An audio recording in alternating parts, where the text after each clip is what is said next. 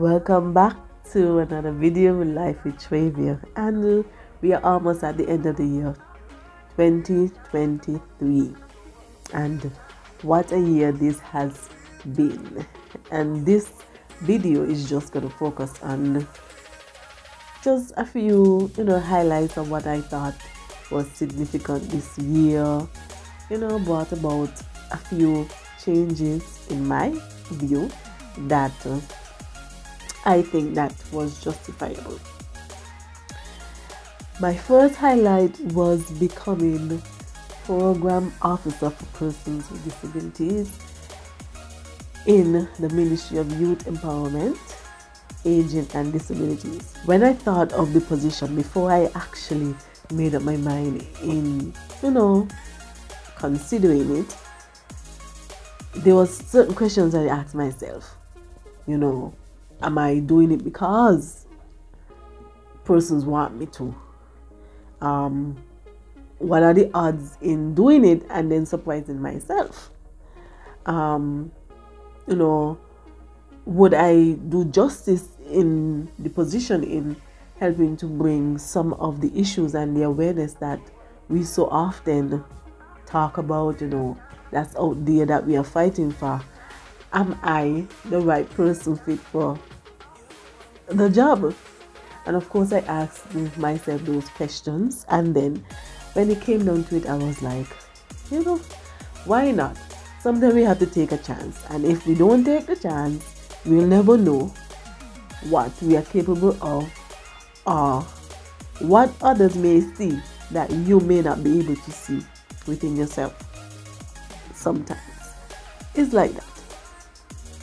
And if others is seeing maybe what you are not seeing, maybe then there is something. And so I considered it.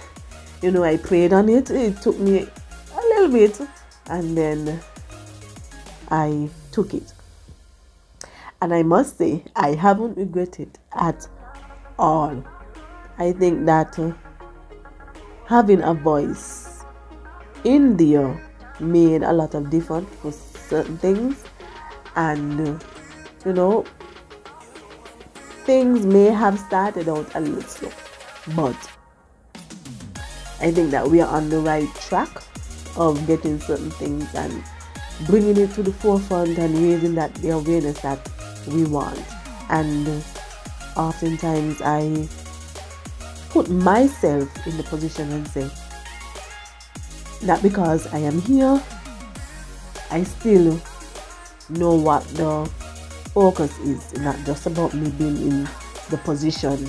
It's about us and bringing the issues that we so want for the change that we need in society. My another highlight would be my interview on Good Morning SKN. Did I knew I was going to do the interview? No, absolutely not. One day, one of the co-hosts, Miss Cathy, knocked on the office door, and when I opened, she was like, "You're just the person I am looking for." And I was watching her like, huh? I was even looking at her like, how do you know I'm here? But I forgot that, she heard my name mentioned a couple of times, and I actually knew her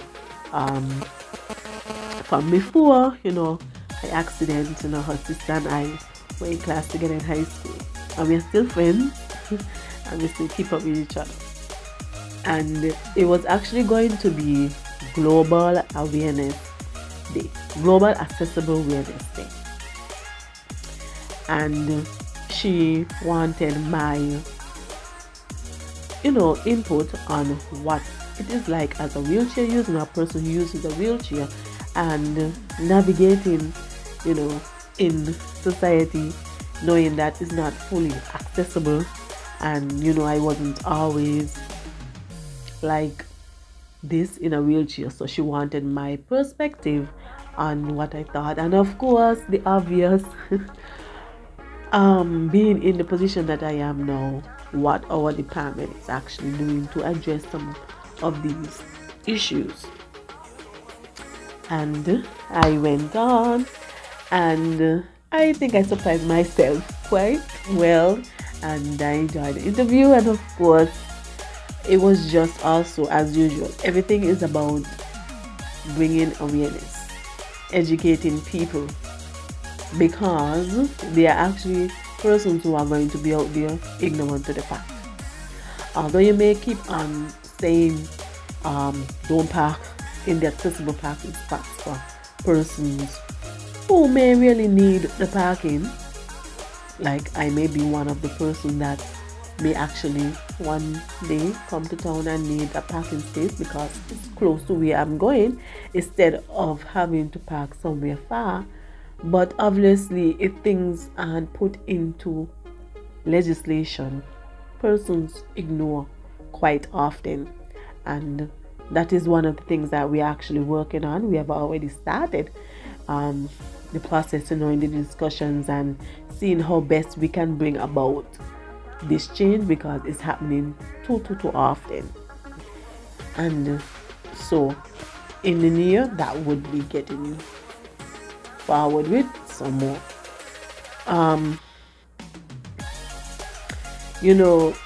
buildings more and more are going down, and persons are not compassionate as you think or you thought that they should be.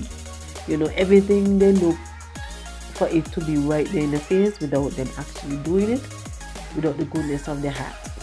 So if nothing is there placed into law, then automatically they just, oh well, I'm not going to study these 10 sets of people because they are not worthy, and we are actually potential customers. If people look at that, you get more customers rather than you're seeing the same persons all the time, which you want to hold on to that, but you also need new customers, and we are potential customers. So when businesses start to really think and analyze stuff like that and think that we also are customers, it's not just the fact that you are doing things for persons in wheelchairs or the blind and visually impaired. You're also doing it for you. You're not going to be young all the time. You're actually going to get older, and there are seniors out there who have some sort of physical mobility that also will need the assistance of us, and they are also your customers as well. So when you're thinking of doing things for the seniors in honor of the elderly man, those are things that you should think of. Action. That is a great initiative. If you want to do something for the elderly, that is an initiative that you should take up, because you are not going to be young all the time. You're going to grow old, and the steps are going to be difficult. You have moms also who push ramps. That ramps are more easier to get onto rather than the steps. So we got to think about the long term and not just the short term. My third one would be bringing awareness to persons who are blind and visually impaired. Sometimes I think that we put those needs on the back burner. We don't think about persons who are blind and visually impaired. We have a lot of various disabilities within society, but we all 10 times ignore the blind and visually impaired. And I was happy that our department was able to help push the awareness. Experience My Pain. We got some of the ministers them on board, popular influences within society to help bring about that awareness, and it got the attention that it needed, that persons were talking about it days after, and so we appreciated all of the persons that assisted, who participated, even persons within our own department actually took part in it. It was touching to hear some of them stories after the experience, and to hear how appreciative they were of being cited. It gave them a whole new look on what persons who are blind and visually impaired go through. You know, one of my coworkers actually, while doing the walk, you know, you're not going to be aware of what's in front of you. So when she felt something on her face, she actually started crying, and it was a palm tree on the side there by Domino's. And that just goes to show you that persons who are blind and visually impaired, they aren't aware of some of the obstacles that are going to be there in front of them. And so we as society has to make the necessary provision that would make them a little more independent in society. We need to make the necessary changes. And so I was thankful that each and every one participated in that walk. Then I can not talk about our special Olympians. They went out and did an exceptional job in promoting themselves and also the country on a whole. They did exceptional, and I think that deserves a round of applause for all the medals and all the different categories that they won in. And you know, as the department that deals with persons with disabilities, I appreciated the fact that the minister wanted to, you know, honor them, give them a welcome home back, just like everyone else who goes out and represent the country. They deserve it. So, you know, of course we had a little ceremony in honor of them, you know, and showing them our appreciation and encouraging them, you know, for the future and to continue to be the best that they can be. Wow, my trip to Barbados, to the UN Disability Consultation. When I was asked to go, of course I was like, and I was like, why not? So I got myself together and said yes. As I also thought that it would have been a great experience for me as well. Sometimes when you're boxing yourself, you'll never know what's on the other side, and you don't take opportunities. And so when the opportunity presented itself, I was glad to take it. And it also made me realize some of the things that we need to change, especially within our airport accessibility, and how, you know, the staff and so forth can be better trained in how to deal with persons with disabilities while they are flying. It definitely needs changing. It needs alternatives than on what we have. Definitely, it needs better alternatives. And so I was glad to able to take the ship so that I'll be able to see, you know, from a different island, especially perspective. And I must say I enjoyed Barbados very much for the short time. You know, the workers too were absolutely wonderful. You know, when I get off the plane, when I got there, the transportation was already there waiting on us. You know, it was an accessible bus. It's Bless Rentals. So if you're taking a trip to Barbados as a person in a wheelchair, Bless Rentals, their service is wonderful. So, you know, they took us to the hotel, and I must say I enjoyed my stay at the hotel. For the most part of it, it was accessible. Have breakfast, the room, you just roll along, have the ramp to get inside the door. everything was accommodative. The only thing the room was a little accessible and not so. Let me just say it was fully accessible in terms of maybe the bathroom. I wish that it was just a little bit more room, but other than that, the service and everyone was great. It was a great experience. I enjoyed, and just for the few times that we drove around and just looking at places,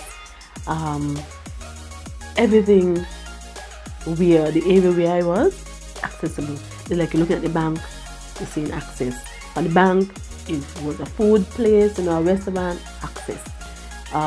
Supermarket, access. You're looking at some of the sidewalk, access.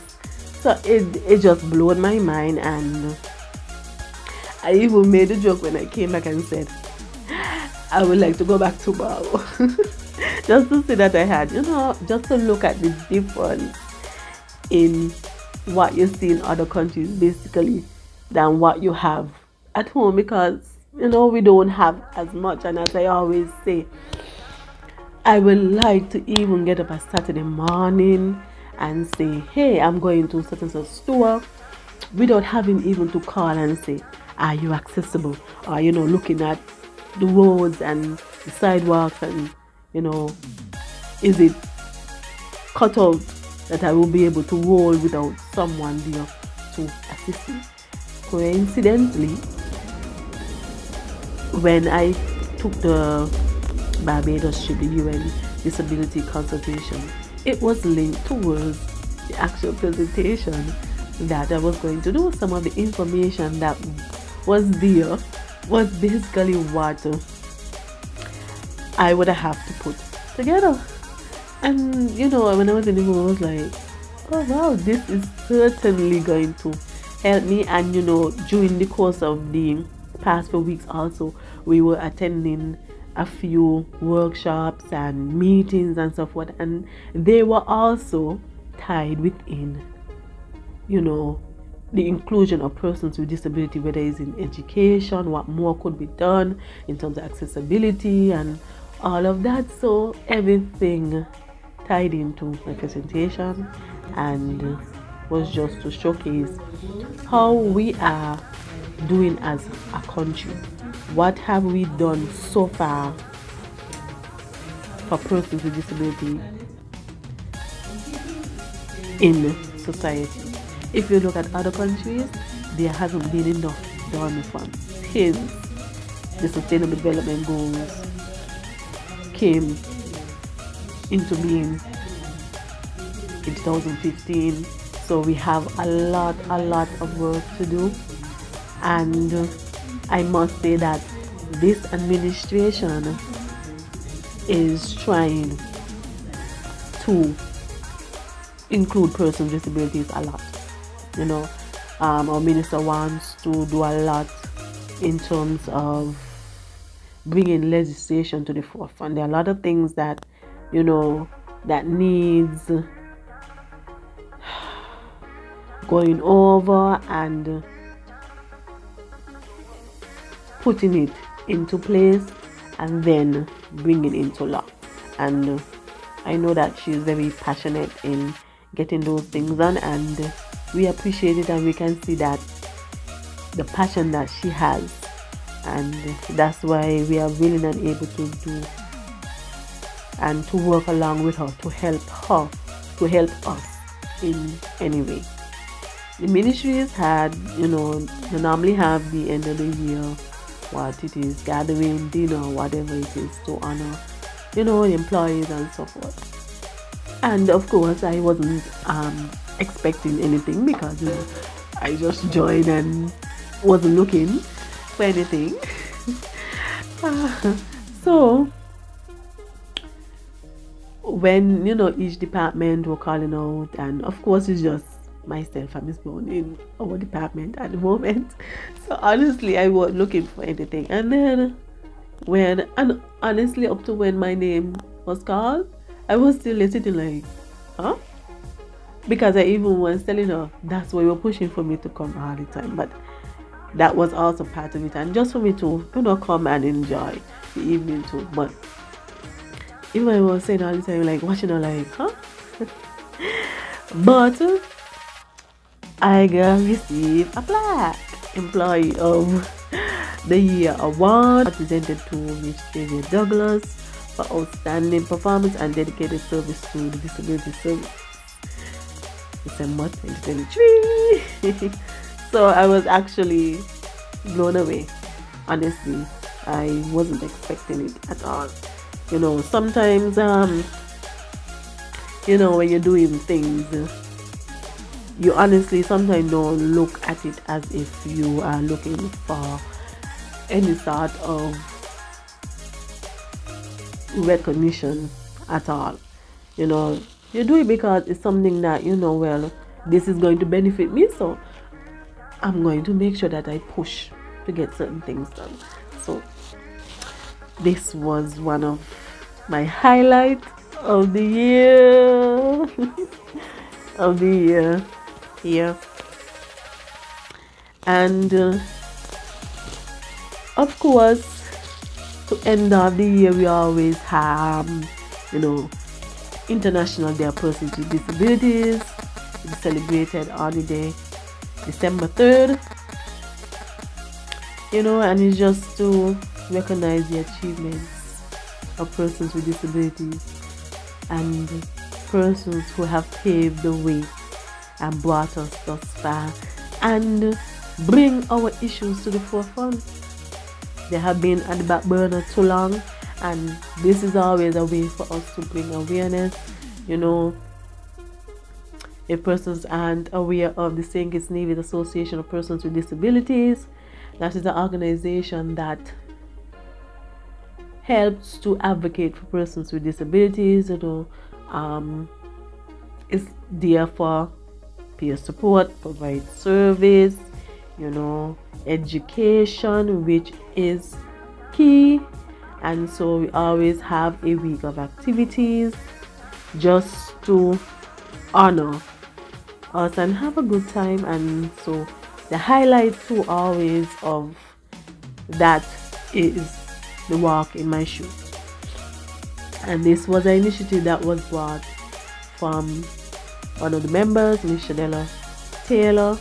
This was her, is still her baby, as we will say. This was for persons to see what we go through on a daily basis. It's not like they are going to actually go through it every day, but to see what our challenges are as persons in wheelchairs, blind and visually impaired, you know, being deaf and hard of hearing, you know, that sort of thing. You know, maybe have some sort of physical mobility where you may need some sort of assistance. And as usual, you know, you get persons within the community to participate, some other ministers, and you go around in Bastia, and for persons to see that we are very much still out there. We are persons, you know, we are living. And I don't even think that sometimes we even think that we have limitations. We don't put it on ourselves, so we don't want others to put it on us. If we don't, then you don't. But despite what we are going through, we're still living and we are still capable, and we are just enjoying life just like everyone else. And it's always a good time to end off the year in. So sometimes you may look at it and think like certain things is insignificant, but what may be insignificant to you may be significant to others. You know, you become more appreciative, and you don't take things for granted.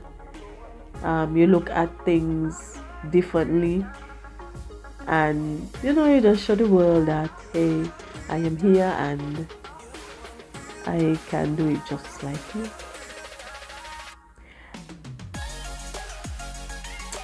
And so those were a few highlights for me for 2023. There may have been more, but those were the ones that I think that meant something to me in some sort of way, in some significant way. Yeah, and it helped bring some sort of change and eye opener. As always, it's all about bringing awareness and education.